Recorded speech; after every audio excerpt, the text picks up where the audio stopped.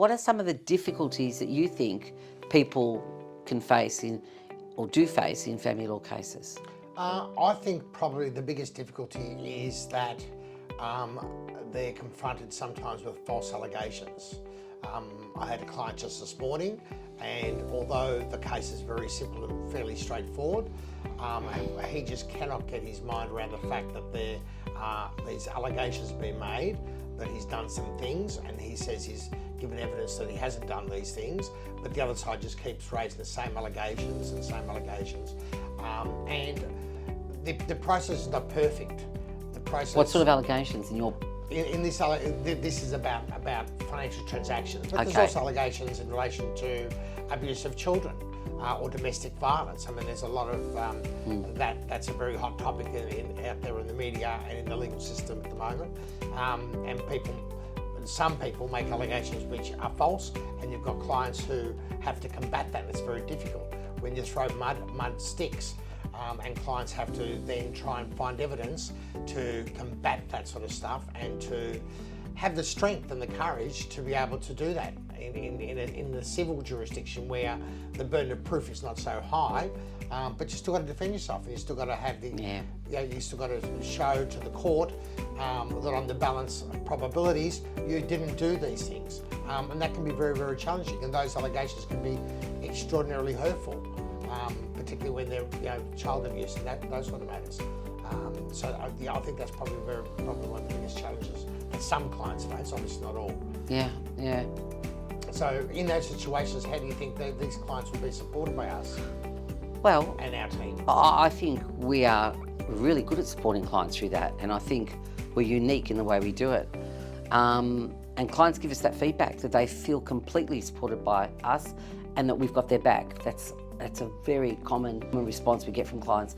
I think the way in which we do it, there are many aspects to it. I think we're very clear, concise, but also upfront with our advice, so that right from the start they know where they stand.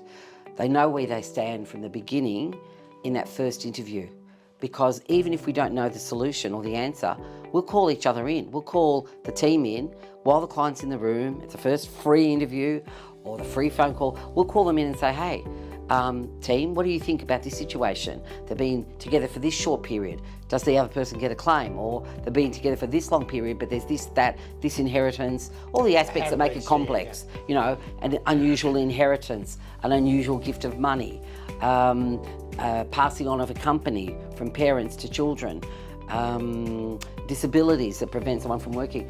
And I think the support comes from a few different places. The knowledge, the collective knowledge we have in the firm, because of the range of experience we have.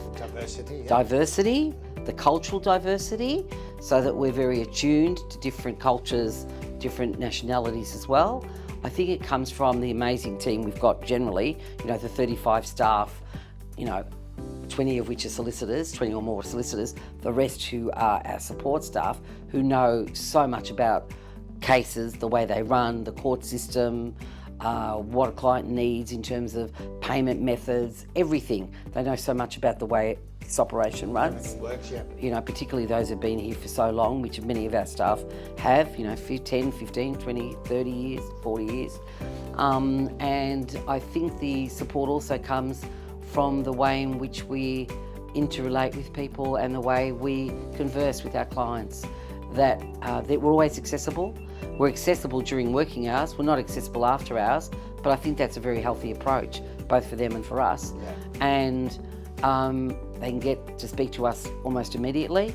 And even if we're in court, they get to speak to our 2IC, another solicitor. We cover each other when we're on holidays. The case doesn't stop just because we're on holidays. We've got each other's backs. All of those ways in which we support ourselves. Yeah. And so I do think that the clients feel that they're scaffolded and supported the entire way through the whole process. If they make a phone call or pop in, there's somebody here who can deal always, with the problem. Always. Yeah. They'll never be turned away. Yeah. Always. And I think that's fantastic. Yeah. And also the range of offices. They can come to the city office, to Glenroy, wherever they need to come. It's great. And I also think that course that we did, Joe, so we both went to uni, finished uni in 1986, no one studied mediation. And then what did we do?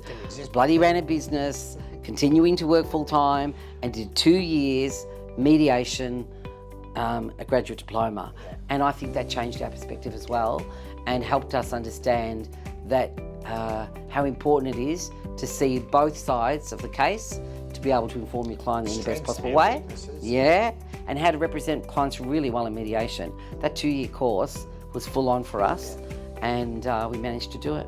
And there aren't many lawyers who've done it. No. Yeah.